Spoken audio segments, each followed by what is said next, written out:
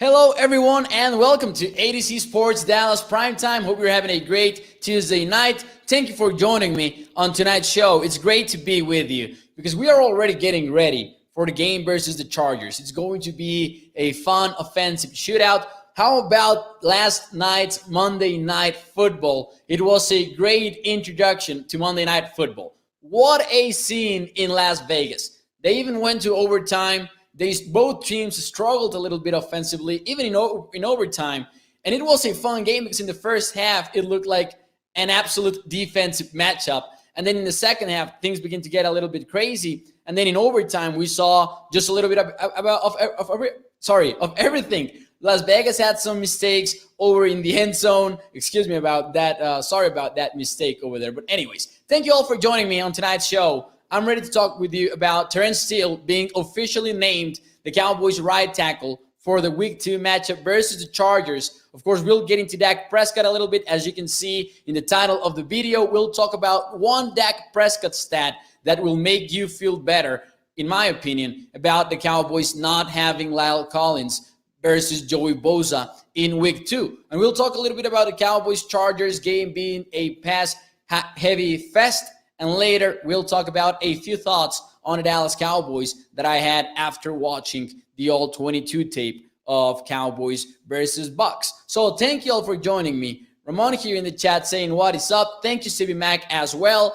Hit that like button and share this thing. That is right. Before we begin the show officially, please like the video. And of course, if you're watching on Facebook, YouTube, or Twitter, please let your friends know that you are watching Z Sports Dallas Primetime. And now that more of us are here, we can begin the show officially. So welcome to Z Sports Dallas Primetime. I'm Mauricio Rodriguez, streaming with you live every Sunday through Thursday night at 8 p.m. Central Time to talk about the Dallas Cowboys. And on tonight's show, we will talk a little bit about what we have seen from the Cowboys, what we will see versus the Chargers. One of the keys that the Cowboys should keep going to beat the Chargers next Sunday. And later, we'll close the show with a few thoughts of Cowboys versus Bucks. By now, you've heard a lot of those, but I just watched the All-22 tape this morning, and I have some things to add about this. But before we get into it, we will discuss some Cowboys news. Thank you, Pete, as well, for being here in the show. Also, Antoine here in the chat. Mauricio, what is up? Thank you, Antoine, for being here with me on tonight's show. Over at Facebook as well, Laverne Garcia saying hello from Texas, and Ramon is ready to get the show started. So let's start with a little bit of Cowboys news because there have been some on today's start to the week. This morning, we had a lot of Cowboys news, specifically because Jerry Jones was on 105.3 The Fan, and he actually named Terence Steele, the Cowboys right tackle for the Chargers game. So we are getting ready for that. We have been discussing whether or not the Cowboys would actually play Zach Martin at right tackle instead of at right guard. And Jerry Jones put those storylines to bed, apparently. So it will be Terence Steele versus Joey Bosa. And it will not be pretty. But then again, I think that Lyle Collins is one of the few right tackles in the NFL that you could feel good relatively about playing him versus a player like Bosa. Keep in mind that this is one of the best edge rushers in the entire NFL, and it doesn't matter who the right tackle is. But of course, people were asking for Zach Martin to play the position because he did so in a capable manner in 2020. But I think that, it's a smart move from the Cowboys. And I actually said this before the Cowboys announced it. I actually felt good about the Cowboys playing a backup tackle instead of Zach Martin. Now, we will get into a little bit of, how says Ruth.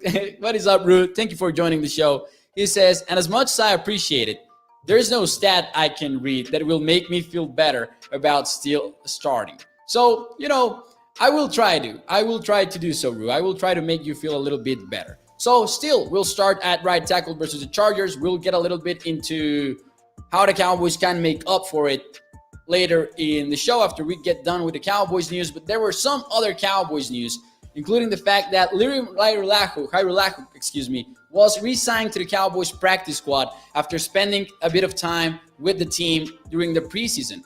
Now, the Cowboys say that Greg Sirlin is still the Cowboys' starting kicker, but this is a safety net from the Dallas Cowboys. And my question from me to you is, who do you think will be the Cowboys' kicker once we get into the bye week?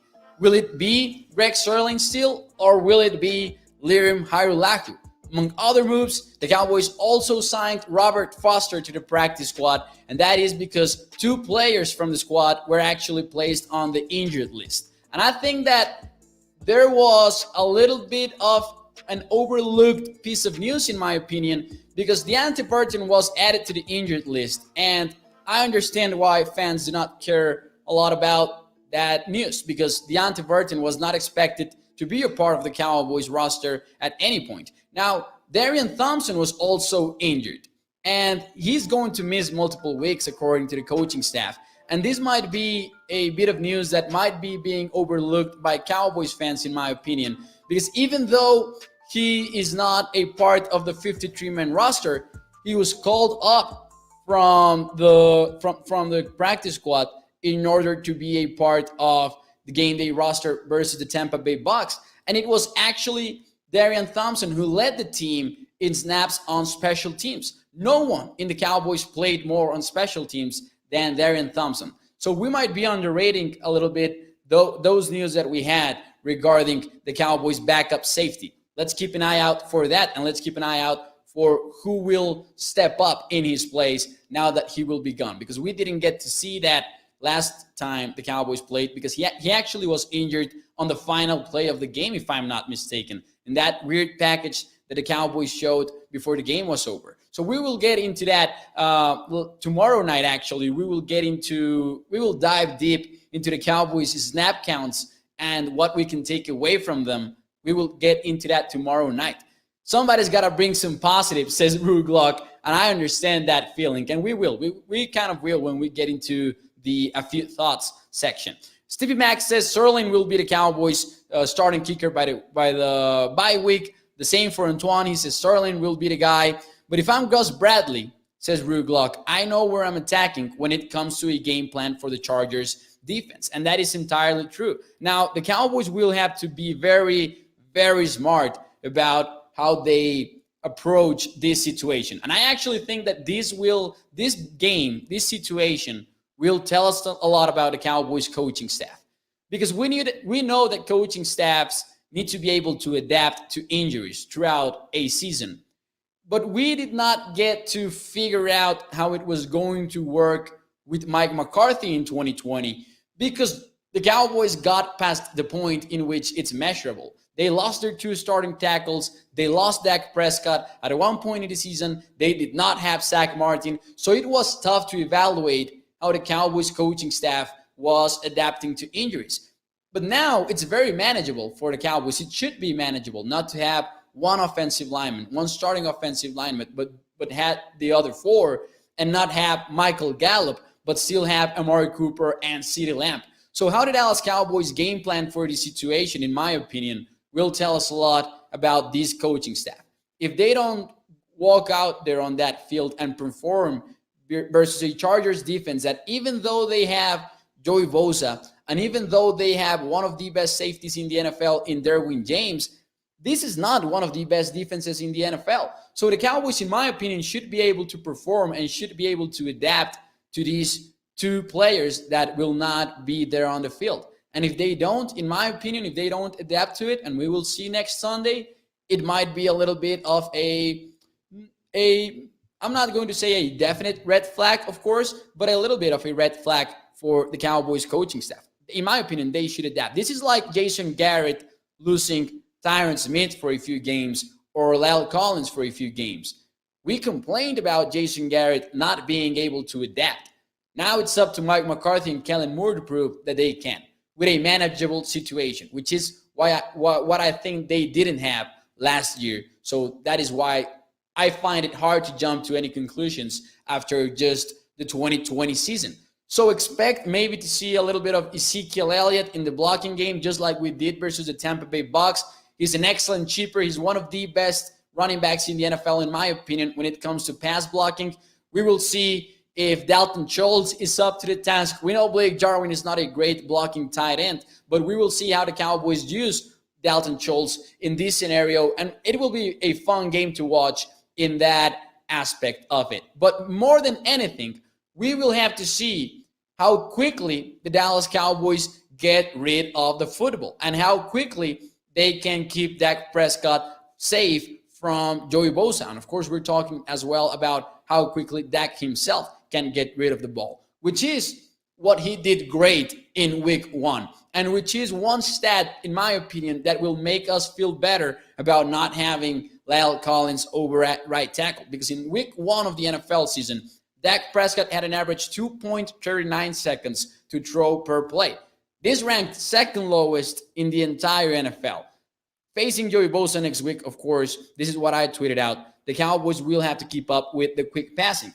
Keep in mind that this is not this average time to throw is not just about the offensive line getting bit. This is not in my opinion, this is not what this stat is about. It's about the Cowboys being efficient, Dak Prescott getting rid of the ball quickly. It's about the wide receivers getting open as well quickly. And of course, the game plan and the play calls themselves. So it will be, in my opinion, a big game for the Dallas Cowboys in that aspect. A lot of blocking for Zeke again, says Stevie Mack. And also, at the same time, you might want Ezekiel Elliott to run the ball a little bit more. Because at least, and I know that the Chargers went through a lot of coaching changes, but at least we know that this was not a very good defense versus the run in 2020. So the Cowboys might want to exploit that a little bit more than what they did versus the Bucs, because the Cowboys knew that they were not going to be able to run the football versus the Tampa Bay Bucs. So it will be something to watch in next Sunday's game. How willing will they be to run versus the Chargers? Now, we know that Dak Prescott checked out of 12 running plays, at least according to Kellen Moore. Now, again, I mentioned it last night. I don't think this is about Dak Prescott going rogue and basically, giving the finger to the coaching staff. I don't think it is about that. I think that was the plan, actually, from the Cowboys, that we are not going to force the runs, and Dak Prescott had that in mind. We're going to pass again, says Thomas, all we ever do. And actually, as you can see here, and thank you, Isaiah, for being here in the show as well. Oh, and by the way, Jay says over here in the chat, is Collins definitely out for multiple weeks? Right now, he's suspended for 5 weeks. There were reports saying that he was actually going to appeal the NFL's decision, so that might change. But for now, he is out for 5 weeks. That could change with the appeal. But again, and I said this the day that the news came out, don't expect I actually didn't say it the day that the news came out because we did not have a show that day. Anyways, I said this on Sunday night that I wouldn't get my hopes up regarding Collins potentially winning the appeal versus the NFL, because it's something that we do not see often. It has happened, don't get me wrong, but it will be, at least if we are basing our conclusions in history and what the NFL has taught us, I wouldn't expect La'el Collins to win that appeal versus the NFL, because he failed to report according to some people. So, there's that. So anyways, it will be a passing battle, because as you can see over here in the graphic, we're going to talk about how this football game versus the Chargers will be a very pass-happy kind of game. And that is why the total is at 55 in the betting world. Even after it opened at 52, it was pushed up very quickly. And if you take a look at these stats, and this is from Ben Baldwin, who has a great website with the Cowboys and the rest of the NFL stats and, sort of analytics based. But anyways, early down pass frequency, and this will obviously change. It will not be as drastic as it was on week 1, because the Cowboys are not going to pass 82% of the time all the season on early downs. But I still found it interesting that the Cowboys were so heavy on the pass side of things, even though it makes a lot of sense. And I'm not complaining. As I said on Monday, I think it was, this is what kept the Cowboys in the game versus the Tampa Bay Bucs, the fact that they were so aggressive. But also, take a look at the Chargers. being one of the most pass happy teams as well in early downs. And they actually passed the ball in 63% of the time on early downs. And what's funny here is that Justin Herbert was not very efficient when passing the ball in early downs. According to Cowboys stats and graphics, and that is a great Twitter account to follow, in my opinion, by the way, Justin Herbert was ranked second in the NFL in EPA per play. He was ranked second when passing in third down. And we talked about how insane his numbers were in third down and how that might not be sustainable over the long run for Justin Herbert and how it could be good news for the Dallas Cowboys. That is one side of the things. One side of things. However, Justin Herbert was ranked 32nd in the NFL when passing in early downs. So even though Justin Herbert had a very good game versus Washington, because I really think that he had a strong performance, it will be something to watch if the Chargers offense will be very constant, or if they will have their moments, their good moments and their bad moments, because that might happen because they were very dependent on third down success. I also had this graphic showing the Cowboys' early down pass rate over expected in the first week. So, of course, this is just based on plays for historical performances from NFL teams.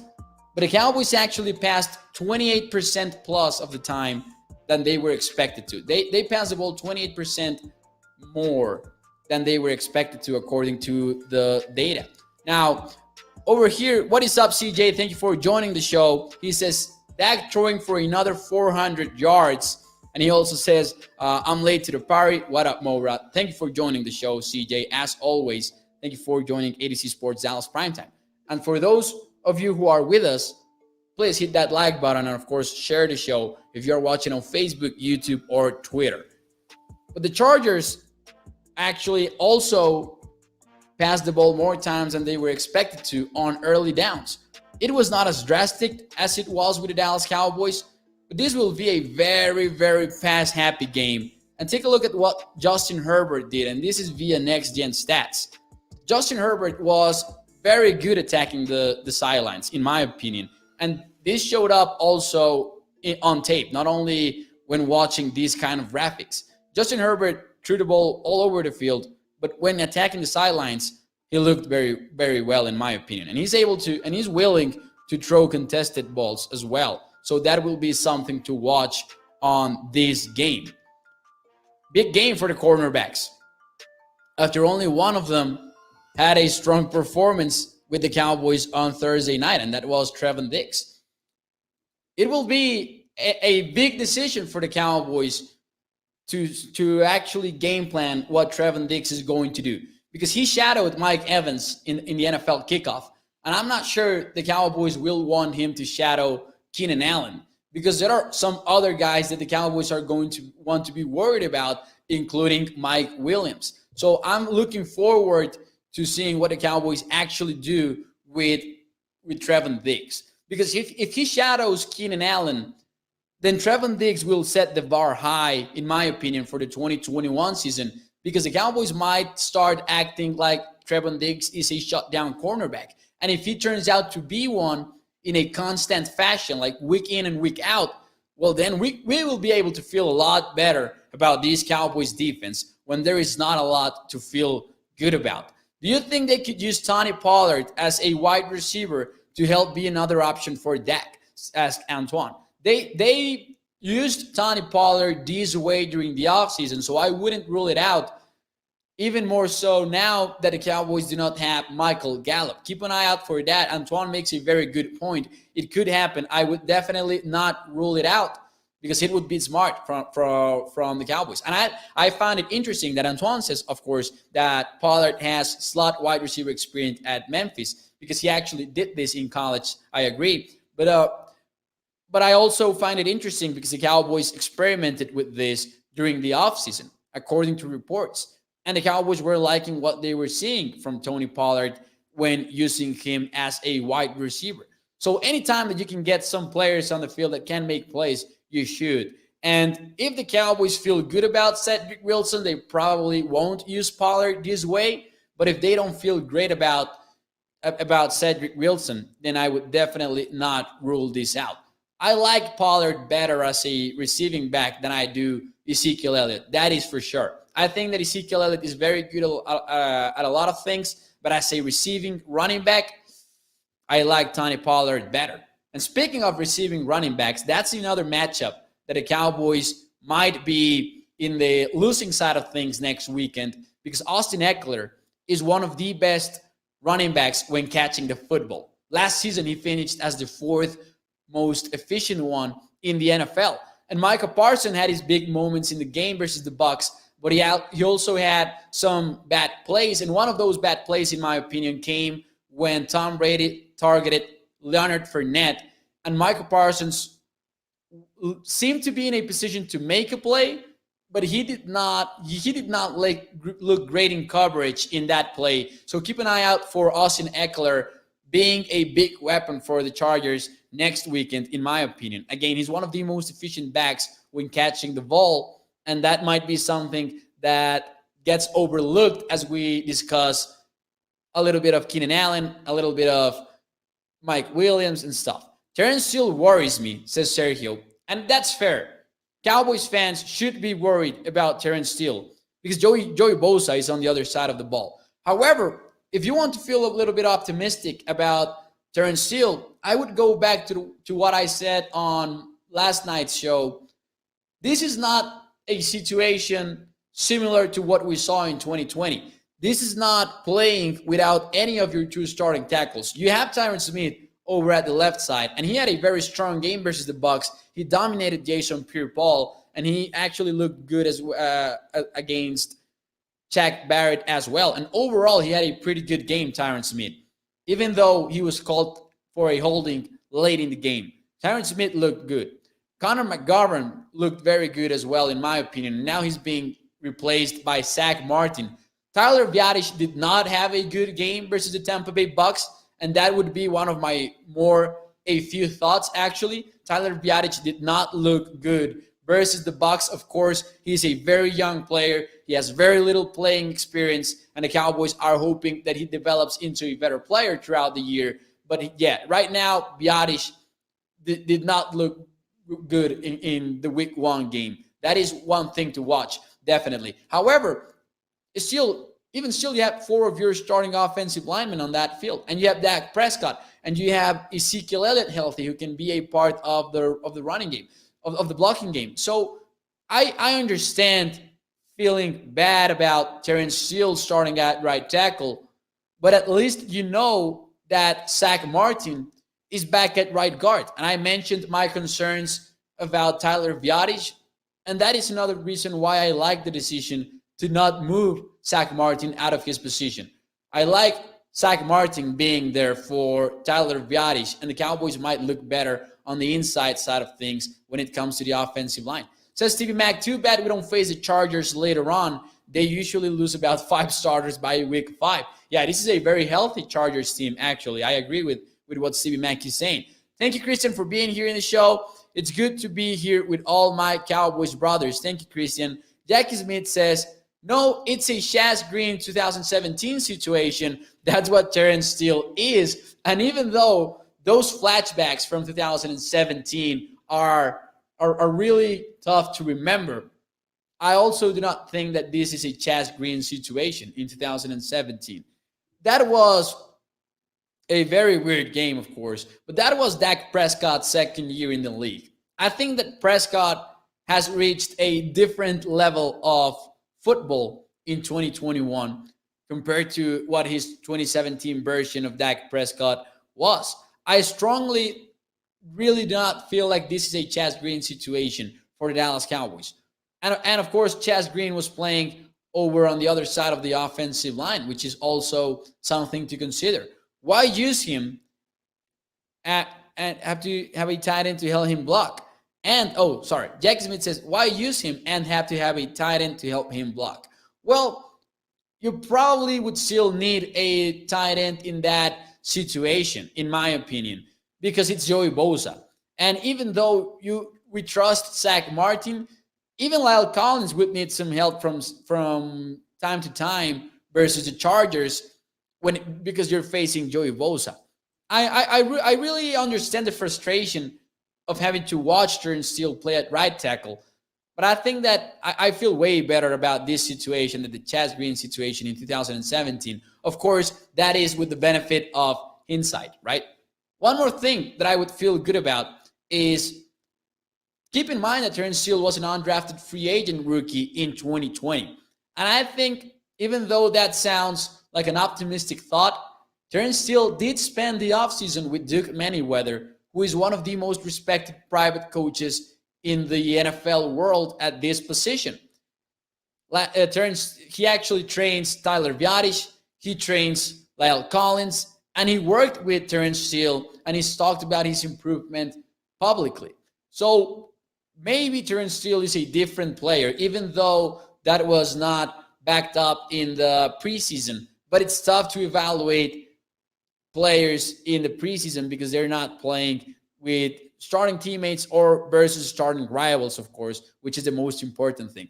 We might be surprised by Terence Steele, and I'm not saying he's going to be a good player, but he might not be the 2020 version of Terence Steele. So I don't feel good about having him start. I just don't feel as pessimistic as a lot of the people will feel about this situation. Mainly because I trust Kellen Moore to game plan this game correctly. There are not a lot of threats in that Chargers defense, in my opinion. It's about Joey Bosa in the defensive line, and it's about Derwin James in the defensive backfield.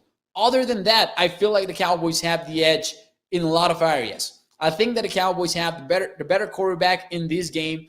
I think that they have the better wide receivers over their cornerbacks in this game. And I think that this is simply not the same kind of defense that the Cowboys faced versus Tampa. And they looked very good versus the Bucs and versus the defending champions. I'm more worried about this defensive line facing the Chargers offensive line than the other way around. Honestly, that is how I feel about this Cowboys versus Chargers game. And over here we have, what is your score prediction? And I don't have one yet. But I will say that I am leaning towards picking the Cowboys right now, even though they are the underdogs actually in this game.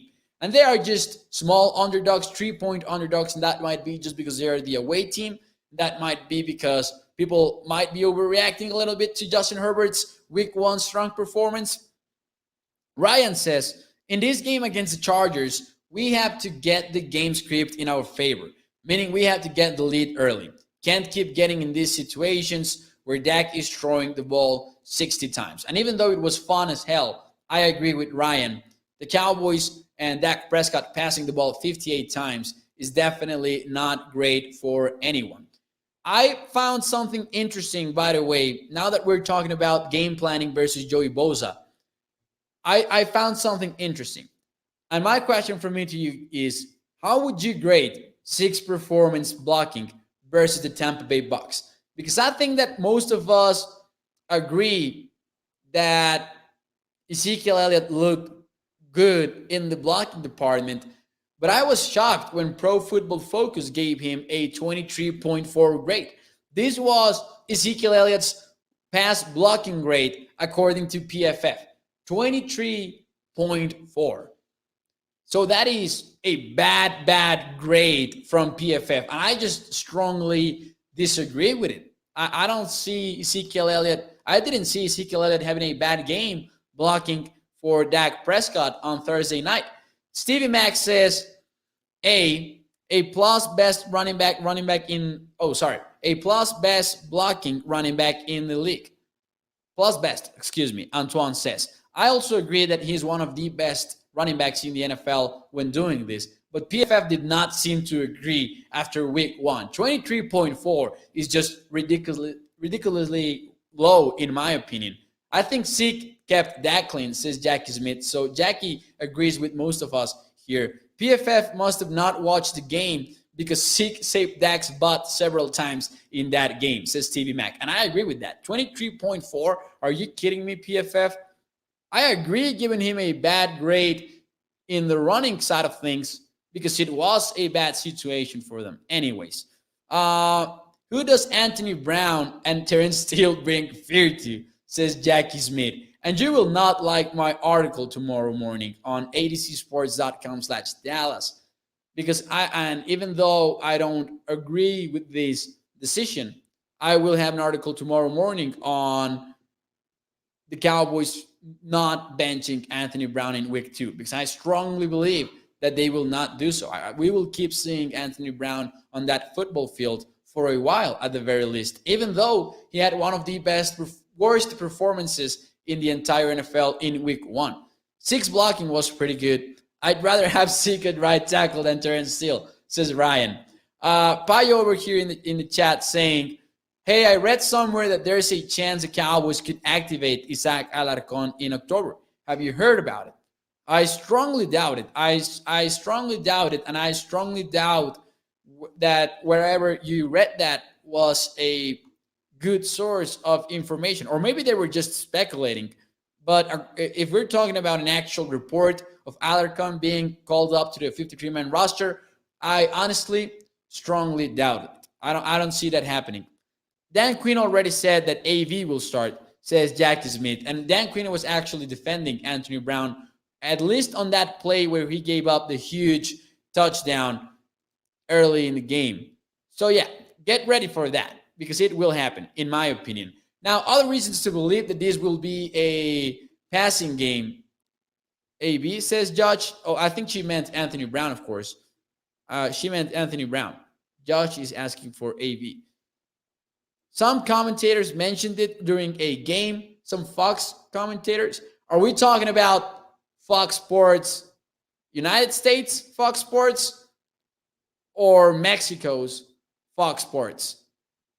Because there are a lot of good sports commentators in Mexico. The ones in Fox Sports, I think, sometimes exaggerate a little bit. So if you're talking about Fox Sports Mexico, I would not count with that being true, even though they said it. And this is in response, of course, to Payo. So yeah, Joe Lombardi, who is the Detroit Lions offensive coordinator, who is the Chargers offensive coordinator and was the offensive coordinator for the Lions in 2014 to 2015. Detroit ranked 5th in pass aggressiveness, in pass frequency on early downs when he was the offensive coordinator for the Lions. So expect this Chargers tendency to be aggressive on early downs to continue all the way into week 2. It doesn't say from where, it said just Fox Sports as a source, says Payo. Ryan says, I like this Alarcon guy. I like his mom yelling in the stands. She knows some real passion and really cares. And yeah, that was insane to watch it on Hard Knocks. It was pretty fun to watch Alarcon's family. And as I've always said here in the show, you have no idea how passionate Mexico's NFL fans have been about Alarcon. Personally, I can tell you it's been one of the most fun storylines to cover as a Dallas Cowboys writer / sportscaster because it means a lot from a personal standpoint of view. It would be great to have Alarcon play in an NFL game with the Dallas Cowboys. But anyways, a few more thoughts before I leave you regarding the Cowboys versus the Bucs game after I rewatched the all 22 take, and I wrote them down in order to not forget any of them. I thought that when I was watching the game, I knew this was the case, but after watching the all 22 tape, I really did not like what we saw from the Cowboys defensive tackles. Osa, of course, is a third-round rookie, and he has a long way to go before he develops into a full player. But Osa was pushed around, in my opinion, by the Bucs offensive line. And also, this offensive line is one of the best in the NFL as well. So let's not jump to any big-time conclusions. But I like that Osa did not only play 3 technique, he actually played 1 technique a lot more than I expected him to. And also, he was shown in some looks as a nose tackle over the Bucs center. So I found that interesting. So let's keep in mind that Osa might be a little bit of a very flexible defensive tackle. And this happened with other DTs, but I did not expect it a lot from Osa this early in the season. Amari Cooper was just amazing to watch during the game and after watching him run the routes that he did. That first touchdown that he scored, Dak Prescott Dak Prescott got a lot of attention because he had the low snap and he recovered and he found Cooper in the end zone. But go watch that play from Cooper, and that route that he ran was just insane. And if you take a look at his route chart as well, he did a little bit of everything and he looked great from the slot. And I hope that the Cowboys keep using him as a slot wide receiver and they keep rotating CeeDee Lamb and Michael Gallup and Cooper into the spot, because that is what they did in week 1 versus the Bucs, and that will be very helpful to this Cowboys offense, in my opinion. Some more thoughts. I thought that DeMonte Cassie and Donovan Wilson had strong performances, even though Dan Quinn mentioned that Cassie was to blame in that big completion given up by Anthony Brown. He said that he was supposed to have some safety help, but I thought that DeMonte Cassie and Donovan Wilson had good games, so I like that as well. Now, Micah Parsons had his bad moments, as we were talking about. He was lost at one point in the end zone. He was lost versus Leonard Fournette in one play that did not get a lot of attention, but he was in position to make a play multiple times because of the fact that he's so fast and so athletic. So even though Parsons still needs to develop, and it might take a little bit more time than we expected him to, he's going to be great, in my opinion, man. His speed, his play speed showed up in the preseason, but you always have that little bit of a doubt as to how it will look in the regular season when everyone on the field is a starter. And Michael Parsons, man, is for real. So I love that about the Cowboys defense in when watching the All-22 tape. He's not there yet, though. He needs to develop. He still needs to develop, and it might take a little bit more time than we expected him to. Judge, and he needs to be the Cowboys starting linebacker, though. Don't get me wrong. I don't think that the Cowboys should start Van Der Esch or Jalen Smith at any point over him. Michael Parsons should be on the field close to 100% of these snaps, in my opinion. Nahshon Wright, please, says Judge.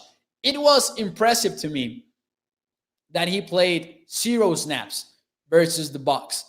Let's see if that changes versus the Chargers. And I do think that he will not bench Anthony Brown, and I do think that Nahshon Wright is still not ready for regular season NFL action, at least not consistently. But let's see if he gets some playing time, because he walked away from Thursday night with 0 snaps on defense. Next year, says Ryan, I want to see Mauricio as our international player we are allowed to have on our team. I can bring a lot to the table. I will be like Rudy. I promise you that. I will be like Rudy. Maybe not great, and maybe I will line up off sides, because don't get it twisted. Rudy was lined off sides, but I will pour my heart into the team. Believe me. Yes, he gotta go get that quarterback. Says Jamal. Cooper knew where to be, right spot exactly, and the route that he ran was insane. Kenny says Terence toilet paper, and Kenny jinxed us, in my opinion, man. With so much hate versus Terence Steele, this was bound to happen, Kenny. I will blame you. I will actually blame you. Terence toilet paper, shaking my head. Zach should step up and take one for the team and play right tackle. Now, I think that Zach Martin is a great Cowboys player, and I think that it's fair for him not to want to play at right tackle, which is something that we don't know for sure is what happened. But I will insist a little bit in saying that this might be a smarter decision from the Cowboys than it looks like for most fans. This might be the best decision for Zach Martin's health. And you don't want to play football games without Zach Martin and without La'el Collins. We can do okay without La'el Collins. I think that the Cowboys can survive without Collins. I don't think they can without Martin and Collins, though. I'll take the blame. My bad, says Kenny. I think that Nahshon Wright, Antoine says, has the potential to be a top corner in the league. Maybe he does. I mean, we don't know, and we won't know until we know.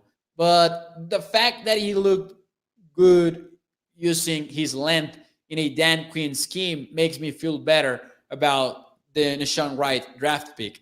I do think, however, that even if he does become a good cornerback in the league, I think that he's not ready yet. And I think that If the Cowboys end up playing Nishon Wright, we will not feel great about what we see from number 40.